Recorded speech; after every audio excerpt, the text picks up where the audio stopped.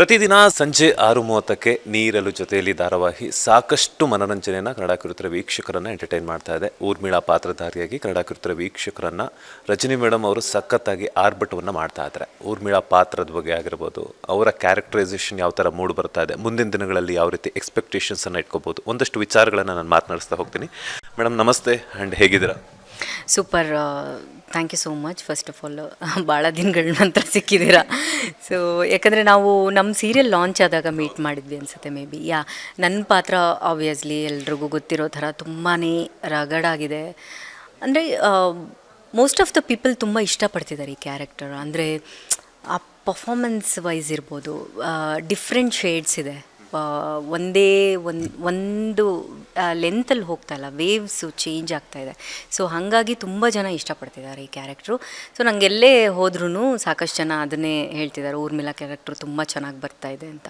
So ಅದೊಂದು ತುಂಬ ಖುಷಿ ಇದೆ. ಯಾಕಂದರೆ ಸ್ವಲ್ಪ ಅಕ್ಸೆಪ್ಟ್ ಮಾಡ್ಕೊಂಡಿದ್ದಾರೆ ಜನ ಅಂತ. ಅಂದರೆ ಯಾಕೆ ನೀವು ಏನು ಪಾಸಿಟಿವ್ ಕ್ಯಾರೆಕ್ಟರ್ ಮಾಡ್ತಿದ್ರಿ, ನೆಗೆಟಿವ್ ಮಾಡ್ತಿದ್ದೀರಾ ಅಂತ ಸಾಕಷ್ಟು ಜನಗಳಿಗೆ ಆ ಕ್ವಶನ್ ರೇಸ್ ಆಗ್ತಾಯಿತ್ತು. ಸೊ ಅದು ಬಿಟ್ಟು ಸ್ವಲ್ಪ ಈಗ ಇಷ್ಟಪಡೋಕ್ಕೆ ಶುರು ಮಾಡಿದ್ದಾರೆ. ನಂಗೆ ಅದೊಂದು ಖುಷಿ ಇದೆ. ಇದಕ್ಕೆ ನಿಮ್ಮ ಕ್ಯಾರೆಕ್ಟರೈಸೇಷನ್ ತಕ್ಕಂಗೆ ನಿಮ್ಮ ಡ್ರೆಸ್ಸಿಂಗ್ ಸೆನ್ಸ್ ಆಗಿರ್ಬೋದು, ನಿಮ್ಮ ತಯಾರಿ ಆಗುವಂತಹ ವಿಧಾನ, ಮೇಕಪ್ ಮಾಡ್ಕೊಳ್ಳೋವಂಥ ವಿಧಾನ, ಸಾಕಷ್ಟು ಜನರನ್ನು ನನ್ನ ಪಕ್ಕದಲ್ಲಿ ನಮ್ಮ ರಿಪೋರ್ಟರ್ಸ್ ಒಂದಷ್ಟು ಜನ ಮಾತನಾಡ್ಕೊಂಡಿದ್ದಾರೆ, ಇವಳು ಹುಟ್ಟಿರೋವಂಥ ಸೀರೆ ಚೆಂದ ಇದೆ ಅಲ್ಲ ಅಂತ ಹೇಳ್ಬಿಟ್ಟು ಮಾತಾಡ್ತಾರೆ. ಸೊ ನಿಮ್ಮ ಲುಕ್ಕು ಕೂಡ ಸಾಕಷ್ಟು ಇಂಪ್ರೆಷನ್ಸನ್ನು ಕೊಡ್ತಾ ಇದೆ. ಸೊ ಯಾವ ರೀತಿ ಪ್ರಿಪರೇಷನ್ಸ್ ಇರುತ್ತೆ ಊರ್ಮಿಳಾ ಪಾತ್ರಧಾರಿಯಾಗಿ ನೀವು ರೆಡಿ ಆಗಬೇಕು ಅಂತಂದಾಗ? ಬಟ್ಟೆ ಎಲ್ಲ ಹೆಂಗೆ ತೊಗೊಳ್ತೀರಾ? ಅದ್ರ ಜೊತೆಗೆ ಜ್ಯುವೆಲರೀಸ್ ಆಗಿರ್ಬೋದು. ಯಾಕಂತಂದರೆ ಒಂದು ದಿವಾನ್ ಮನೆತನದ ಸೊಸೆ ಅಂತಂದ ತಕ್ಷಣ ಅದಕ್ಕೆ ತಕ್ಕಂಗೆ ನೀವು ಮಾಡ್ರನ್ ಸೊಸೆ ಆಗಿರಬೇಕು, ಅದ್ರ ತಕ್ಕಂಗೆ ನೀವು ಅವ್ರ ಟ್ರೆಡಿಷ್ನಲ್ ಲುಕ್ಗೂ ಸರಿ ಆಗಬೇಕು. ಸೊ ನಿಮ್ಮ ಕಲೆಕ್ಷನ್ಸ್ ಬಗ್ಗೆ ಹೇಳೋದಾದರೆ? ಒಂದು ಪಾತ್ರ ಅಂತ ಕೊಟ್ಟಾಗ ಅದನ್ನು ನಾವು ನಿಭಾಯಿಸಬೇಕಾಗಿರೋದು, ಅದು ನಮ್ಮ 100% ನಮಗೆ ಎಷ್ಟಾಗುತ್ತೋ ಅಷ್ಟು ನಾವು 100% ಅದ್ರ ಮೇಲೆ ಎಫರ್ಟ್ ಹಾಕಬೇಕು. ಫಸ್ಟು ನಮಗೆ ಆಡಿಯನ್ಸ್ಗೆ ರೀಚ್ ಆಗೋದೇ ಕಣ್ಣು. ನೋಡೋದ್ರಿಂದ ಆಡಿಯನ್ಸಿಗೆ ರೀಚ್ ಆಗ್ತೀವಿ. ನಾವು ಏನೇ ಡೈಲಾಗ್ಸ್ ಹೇಳಿದ್ರು, ಏನೇ ಇದು ಮಾಡಿದ್ರು, ನಮ್ಮ ಅಟೈರು ಫಸ್ಟು ಅಟ್ರ್ಯಾಕ್ಟ್ ಆಗುತ್ತೆ ಜನಗಳಿಗೆ.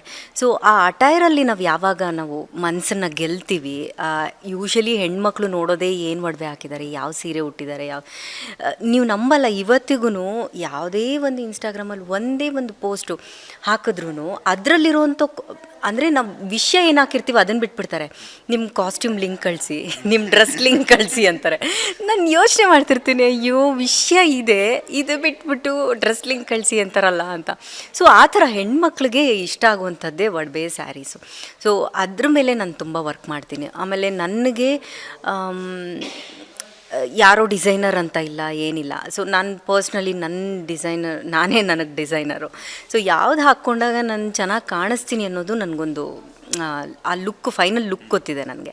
ಸೊ ಈಗ ಚಾನಲ್ ಅವರು ಫೈನಲ್ ಮಾಡಿದಾಗ ಊರ್ಮಿಳಾ ಕ್ಯಾರೆಕ್ಟರ್ ಹಿಂಗೆ ಇರಬೇಕು ಅಂತ ಫೈನಲ್ ಮಾಡಿದಾಗ, ಸೊ ನಾನು ಆ ಕ್ಯಾರೆಕ್ಟರ್ಗೆ ಪಕ್ಕ ತಯಾರಿ ಮಾಡ್ಕೊಂಡಿದ್ದೆ. ಸೊ ಹಿಂಗೆ ಇರಬೇಕು, ಹಿಂಗೆ ಕಾಣಿಸ್ಕೋಬೇಕು. ಈಗ ಇತ್ತೀಚೆಗೆ ನಮ್ಮದೊಂದಷ್ಟು ಫ್ಲ್ಯಾಶ್ ಬ್ಯಾಕ್ ಸೀನ್ಸ್ ಎಲ್ಲ ಬಂತು. ಸೊ ನಾನು ನೋಡ್ತಾ ಇರೋದೇ ಫ್ಲ್ಯಾಶ್ ಬ್ಯಾಕ್ ಲುಕ್ಕಲ್ಲೀಗ. ಸೊ ಫ್ಲ್ಯಾಶ್ ಬ್ಯಾಕ್ ಅಲ್ಲಿರುವಂಥ ಊರ್ಮಿಳಾ ಲುಕ್ ಇದು. ಸೊ ಯಾಕಂದರೆ ಪ್ರೆಸೆಂಟ್ಗೂ ನಿಮಗೆ ಫ್ಲ್ಯಾಶ್ ಬ್ಯಾಕ್ಗೂ ಅಂದರೆ 4-5 years ಬ್ಯಾಕ್ ಹೋಗ್ತಾ ಇದ್ದೀವಿ. ಅಲ್ಲಿ ನಿಮಗೆ ಏನೋ ಚೇಂಜಸ್ ಕಾಣಿಸ್ಬೇಕು. ನಿಮ್ಗೆ ಒಂದು ಇವಾಗ ಪ್ರೆಸೆಂಟಲ್ಲಿ ಏನಿದ್ದೀವೋ ಅದನ್ನೇ ನಾವು ಫ್ಲ್ಯಾಶ್ ಬ್ಯಾಕಲ್ಲಿ ಪೋರ್ಟ್ರೇ ಮಾಡೋಕ್ಕೆ ಹೋದರೆ ಜನಗಳಿಗೆ ರೀಚ್ ಆಗೋಲ್ಲ. ಸೊ ಹಾಗಾಗಿ ಸ್ವಲ್ಪ ನಾನು ಲುಕ್ ವೈಸ್ ನಾನು ಫ್ರೀ ಹೇರ್ ಬಿಟ್ಟಿದ್ದೀನಿ. ಯೂಶ್ವಲಿ ನಾನು ಪೋನಿ ಹಾಕ್ತಾಯಿದ್ದೆ, ಫ್ರೀ ಹೇರ್ ಬಿಟ್ಟಿದ್ದೀನಿ, ಸ್ಟಿಕ್ಕರ್ ಚೇಂಜ್ ಮಾಡಿದ್ದೀನಿ. ಅದೆಲ್ಲ ನೋಟಿಸ್ ಮಾಡೋದಾದರೆ ಹೇಳೋದು ನಾನು. ಸೊ ಆ ಥರ ಚೇಂಜಸ್, ಸಣ್ಣ ಪುಟ್ಟ ಚೇಂಜಸ್ ಮಾಡ್ಕೊಂಡಾಗಲೂ ಗೊತ್ತಾಗುತ್ತೆ ಜನಗಳಿಗೆ. ಸೊ ಆ ಥರ ವರ್ಕ್ ಮಾಡಬೇಕು. ಆ್ಯಸ್ ಆ್ಯನ್ ಆರ್ಟಿಸ್ಟ್ ಆಗಿ ನಾನು ಅದನ್ನು ತುಂಬ ಮನ್ಸಿಗೆ ತೊಗೊಳ್ತೀನಿ. ನನಗೆ ಬೇರೆಯವ್ರದ್ದು ಗೊತ್ತಿಲ್ಲ, ಹಾಗಾಗಿ ನಾನು ಸ್ಕ್ರೀನ್ ಮೇಲೆ ಸ್ವಲ್ಪ ಚೆನ್ನಾಗಿ ಕಾಣಿಸೋದಕ್ಕೆ ಹೆಲ್ಪ್ ಆಗುತ್ತೆ ಅಂತ. ಎಸ್ ಮ್ಯಾಮ್, ಊರ್ಮಿಳಾ ಕ್ಯಾರೆಕ್ಟರ್ಗೋಸ್ಕರ ಎಷ್ಟು ಜೊತೆ ಸೀರೆಗಳನ್ನು ತೊಗೊಂಡಿದ್ದೀರಾ ಅಂತ? ಅಯ್ಯೋ ಅದು ಲೆಕ್ಕನೇ ಇಲ್ಲ ರೀ. ಏನು ಮಾಡೋದು, ಪ್ರತಿ ಸಲ ಪ್ರತಿ ಧಾರಾವಾಹಿಯಲ್ಲೂ ಅದು ಎಲ್ರದ್ದು ಆರ್ಟಿಸ್ಟ್ಗಳ ಪ್ರಾಬ್ಲಮ್. ಅದು ಸೀರೆಗಳ ಕಲೆಕ್ಷನ್ನು ಸುಮ್ಮನೆ ಏನೋ ಒಂದಷ್ಟು ತೊಗೊಳ್ಳೋಣ ಅಂತ ಹೋಗಿರ್ತೀವಿ, ಅದ್ರ ಜೊತೆಲಿ ಒಂದು 10-15 ಎಕ್ಸ್ಟ್ರಾ ಬಂದುಬಿಟ್ಟಿರುತ್ತೆ. ಅದು ಏನು ಮಾಡೋಕ್ಕಾಗಲ್ಲ. ಅದು ನಮ್ಮ ಮನೆಯಲ್ಲಿ ಬೈತಾ ಇರ್ತಾರೆ, ಈ ಮೂಟೆ ಯಾವ ಸೀರಿಯಲ್ದು, ಈ ಮೂಟೆ ಯಾವ ಸೀರಿಯಲ್ದು ಅಂತ ಲೆಕ್ಕ ಹಾಕ್ತಿರ್ತಾರೆ. ಸೊ ಹಾಗೆ ಕಲೆಕ್ಷನ್ಸ್ ತುಂಬ ಇದೆ, ಅದು ಹೇಳೋಕ್ಕಾಗಲ್ಲ. ಎಸ್, ರೀಸೆಂಟಾಗಿ ಮದುವೆ ಆದ್ರಿ, ಕಂಗ್ರ್ಯಾಚುಲೇಷನ್ಸ್. ಆ್ಯಂಡ್ ಇನ್ನೊಂದೇನಂತಂದರೆ ಅವರು ನಿಮ್ಮ ಸೀರಿಯಲ್ ಶಾಪಿಂಗ್ ಎಲ್ಲನೂ ಕೂಡ ಹೆಲ್ಪ್ ಮಾಡ್ತಿರ್ತಾರೆ ಅರುಣ್ ಅವರು? ಖಂಡಿತ ಇಲ್ಲ, ಅವನು ನನ್ನ ಸುದ್ದಿಗೆ ಬರೋದೇ ಇಲ್ಲ. ಫಸ್ಟ್ ಆಫ್ ಆಲ್ ಏನಂದರೆ ಗಂಡು ಮಕ್ಳಿಗೆ ಹೆಣ್ಮಕ್ಳು ಶಾಪಿಂಗ್ ಅಂದ್ರೇ ಅಷ್ಟಕ್ಕಷ್ಟೇ. ಅದನ್ನು ನಾವು ಎಲ್ಲ ಕಡೆ ನೋಡ್ತೀವಿ, ಅದು ಕಾಮನ್ ಥಿಂಗ್ ಅದು. ಬಟ್ ನಾನು ಎಲ್ಲೂ ಕರ್ಕೊಂಡು ಹೋಗಲ್ಲ ಆ ಥರ ಶಾಪಿಂಗಿಗೆ, ಯಾಕಂದರೆ ನಮ್ಮದು ತುಂಬ ಲೆಂತಿ ಶಾಪಿಂಗ್ ಇರುತ್ತೆ. ಸೊ ಕರ್ಕೊಂಡೋಗಿ ಬೋರೆಲ್ಲ ಮಾಡಿಸಲ್ಲ. ಆಮೇಲೆ ಸಾಕಪ್ಪ ಮದುವೆ ಜೀವನ ಅನ್ಸ್ಬಾರ್ದಲ್ಲ, ಅದಕ್ಕೆ ಅವೆಲ್ಲ ಮಾಡೋಕ್ಕೆ ಹೋಗಲ್ಲ. ಸೊ ಸುಮ್ಮನೆ ಏನಾದರೂ ಸಣ್ಣ ಪುಟ್ಟ ತೊಗೊಳೋದಿದ್ರೆ ಮಾತ್ರ ನನ್ನ ಜೊತೇಲಿ ಕರ್ಕೊಂಡು ಹೋಗ್ತೀನಿ ಅಷ್ಟೇ. He is also very dress good sense, ಅವನಿಗೂ ತುಂಬ ಗುಡ್ ಸೆನ್ಸ್ ಇದೆ ಡ್ರೆಸ್ಸಿಂಗಲ್ಲಿ. ಸೊ ಹಾಗಾಗಿ ಅವನು ನನಗೆ ಹೇಳ್ತಾ ಇರ್ತಾನೆ, ಇದಕ್ಕೆ ಇದನ್ನು ಹಾಕೋ, ಇದು ಹಾಕೋ ಅಂತ, ಚೆನ್ನಾಗಿ ಕಾಣಿಸುತ್ತೆ ಅಂತ. ನನ್ನ ಮದುವೆ ಸ್ಯಾರಿ ಜ್ಯುವೆಲ್ರಿ ಎಲ್ಲ ಅವನೇ ಸೆಲೆಕ್ಟ್ ಮಾಡಿದ್ದು. ಸೊ ಹಾಗಾಗಿ ಅವನಿಗೂ ಸ್ವಲ್ಪ ನಾಲೆಡ್ಜ್ ಇರೋದ್ರಿಂದ ಇಬ್ರಿಗೂ ಸ್ವಲ್ಪ ಮ್ಯಾಚ್ ಆಗುತ್ತೆ.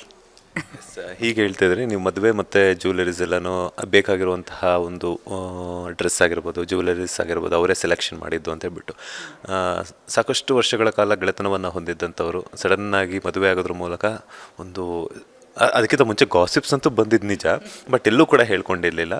ಸೊ ಬೆಸ್ಟ್ ಪಾರ್ಟ್ನರ್ ಇವರೇ ಅಂತ ಅನಿಸಿದ್ದು ಯಾವಾಗ ನಿಮಗೆ ಅರುಣ್ ಅವರು?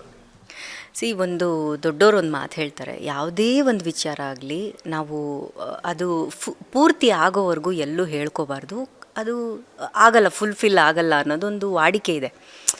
ಸೊ ಅದನ್ನೆಲ್ಲೋ ನಾನು ಸ್ವಲ್ಪ ಫಾಲೋ ಮಾಡಿದೆ ಅಂತ. ಬಿಕಾಸ್ ನಾವು ಲೈಮ್ ಲೈಟಲ್ಲಿರೋದ್ರಿಂದ ಏನಾಗುತ್ತೆ, ಇಲ್ಲಿ ಒಂದು ಸೂಜಿ ಬಿದ್ದರೂ ಸದ್ದಾಗುತ್ತೆ, ಆ ಥರ ಒಂದು ನಾವು ಸೋಷಿಯಲ್ ಮೀಡಿಯಾ ಅನ್ನೋದು ಹಂಗೆ ಆಗ್ಬಿಟ್ಟಿದೆ.